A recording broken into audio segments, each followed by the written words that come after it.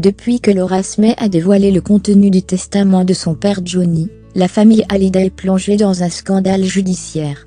Et bien qu'elle soit restée sur les terres américaines pendant les premières sessions, qui ont eu lieu au tribunal de Nanterre, Laetitia Hallyday a souffert des propos qui lui ont été adressés par les avocats.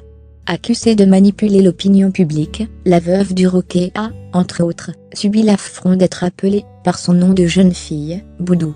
Un choix qui l'aurait bouleversée depuis sa demeure de Pacific Palisades, à Los Angeles. Très proche de son père, Laetitia Hallyday avait été entraînée dans sa chute, dans sa jeunesse, avant d'être sauvée par Johnny. Atteinte d'anorexie, elle raconte au point avoir abîmé son corps pour toujours, ne pouvant réaliser le vœu si cher de son mari d'avoir des enfants ensemble. Mais depuis, les relations entre la veuve du Roquet et sa famille Boudou ne sont plus tellement au beau fixe. C'est compliqué, a-t-elle expliqué au magazine à propos d'André Boudou. Je l'aime, parce que c'est mon père. Mais les liens se sont distendus depuis des années. Si l'utilisation de son nom de jeune fille lors du procès l'atteint à ce point, c'est parce qu'elle ne souhaite plus porter le nom d'André et Mamie Rock depuis des années.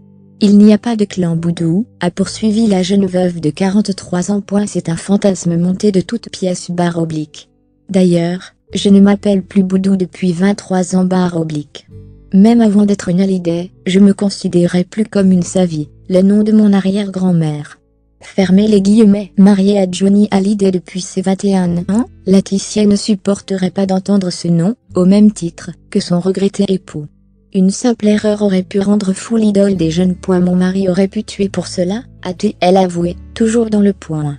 Ça le rendait fou, qu'on m'appelle par mon nom de jeune fille. C'est arrivé plusieurs fois, que notre agence de voyage se trompe, et inscrive Boudou Hallyday sur des billets d'avion.